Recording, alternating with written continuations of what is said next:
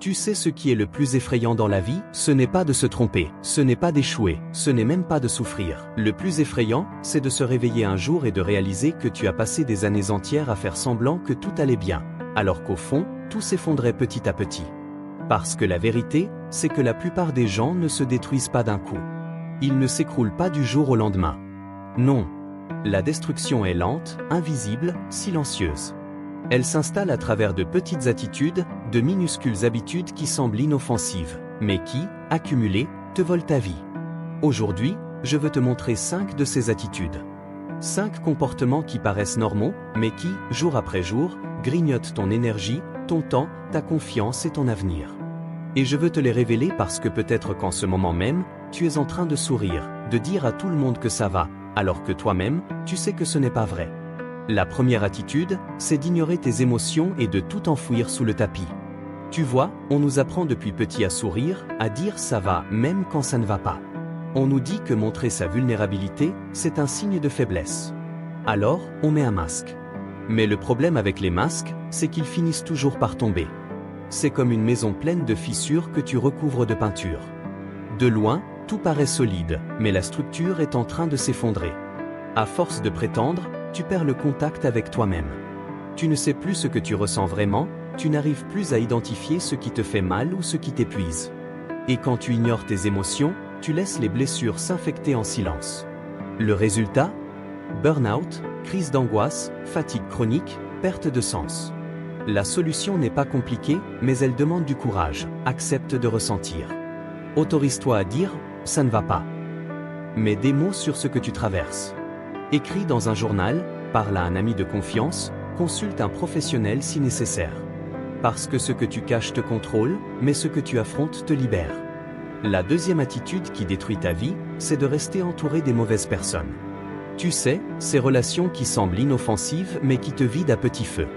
Ces amis qui se moquent de tes projets, qui rient quand tu veux changer, qui trouvent toujours une excuse pour te tirer vers le bas. Ces collègues ou proches qui te font sentir coupable dès que tu penses à toi, qui t'accusent d'être égoïste quand tu veux évoluer. C'est comme essayer de courir un marathon avec un sac rempli de pierres. Tu peux être motivé, déterminé, tu peux même avoir un plan, mais tu n'avanceras jamais si tu refuses de lâcher ce poids. Le problème, c'est que beaucoup de gens préfèrent rester entourés par peur d'être seuls. Alors, ils tolèrent la toxicité. Mais rappelle-toi, la solitude n'est pas le pire des scénarios. Le pire, c'est d'être entouré des mauvaises personnes et de croire que c'est ça, la normalité. La clé, c'est de faire un tri radical. Ça fait mal, oui. Ça demande de couper certains liens, de dire adieu à des gens qui ont fait partie de ton quotidien. Mais c'est le prix à payer pour avancer. Tu n'as pas besoin de 100 personnes autour de toi. Tu as besoin de quelques personnes vraies, qui te soutiennent, qui croient en toi, qui te rappellent qui tu es quand toi tu l'oublies. La troisième attitude, c'est de remettre toujours à demain ce que tu sais devoir faire aujourd'hui. La procrastination. Et là, je ne te parle pas seulement de repousser des petites tâches. Je te parle de repousser ta vie entière. Tu sais que tu dois prendre soin de ta santé, mais tu dis « j'irai à la salle demain ». Tu sais que tu dois lancer ce projet, mais tu dis « je commencerai quand j'aurai plus de temps ». Tu sais que tu dois avoir cette conversation importante, mais tu dis « je le ferai quand ce sera le bon moment ». Mais laisse-moi te dire quelque chose, il n'y aura jamais de moment parfait. Le temps ne va pas ralentir pour toi. Et chaque demain que tu choisis, c'est un morceau de ta vie que tu laisses filer. C'est comme être assis dans un train en marche et regarder le paysage défiler en disant « un jour, je descendrai à la bonne station ». Mais tu ne descends jamais. La solution? Brise le cercle avec une action minuscule, mais immédiate. Si tu dois écrire un livre, commence par écrire une phrase. Si tu dois te remettre en forme, commence par 10 minutes de marche. Si tu dois régler un conflit, commence par un message simple. Ne pense pas à l'ensemble, pense à la prochaine petite action. Parce que le mouvement crée l'élan. Et l'élan, c'est ce qui transforme les rêves en réalité. La quatrième attitude, c'est de vivre pour plaire aux autres et non pour toi. Tu veux le respect, tu veux l'amour, tu veux être accepté. Alors, tu construis ta vie sur les attentes des autres. Tu choisis un métier parce qu'il paraît stable. Tu restes dans une relation parce qu'il ne faudrait pas décevoir ta famille. Tu caches tes passions parce que tu as peur qu'on se moque de toi. Mais voici le problème, quand tu vis pour les autres, tu deviens un figurant dans ta propre histoire. Tu dis oui quand tu voudrais dire non. Tu souris alors que tu pleures à l'intérieur. Tu te réveilles chaque matin avec la sensation de porter un costume qui n'est pas à ta taille. Et crois-moi, il n'y a rien de plus douloureux que de réussir dans une vie qui n'était pas la tienne. Alors, quelle est la solution? Apprends à t'écouter. Pose-toi une question simple. Si personne n'attendait rien de moi, si je n'avais rien à prouver, qu'est-ce que je ferais vraiment de ma vie? Tu seras surpris des réponses. Commence petit. Choisis une décision par semaine qui soit alignée avec tes vraies envies. Défends un non qui te libère, même si ça dérange. Parce qu'à la fin, ceux qui t'aiment vraiment respecteront tes choix. Et ceux qui ne respectent pas, n'ont jamais vraiment été là pour toi.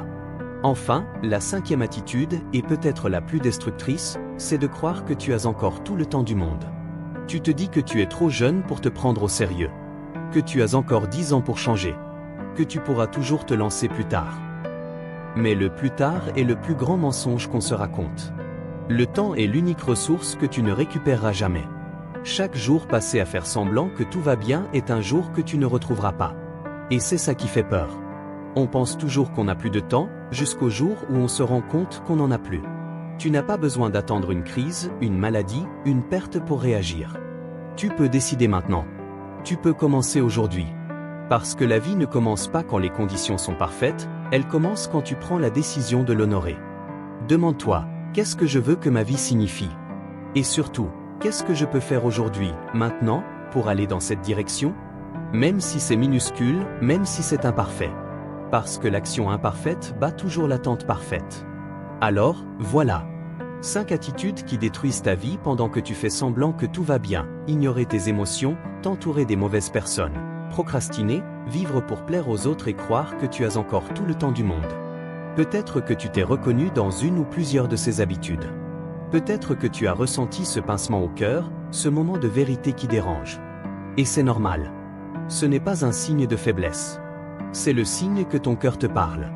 Que ton intuition sait déjà ce que tu dois faire. Alors, n'attends pas demain.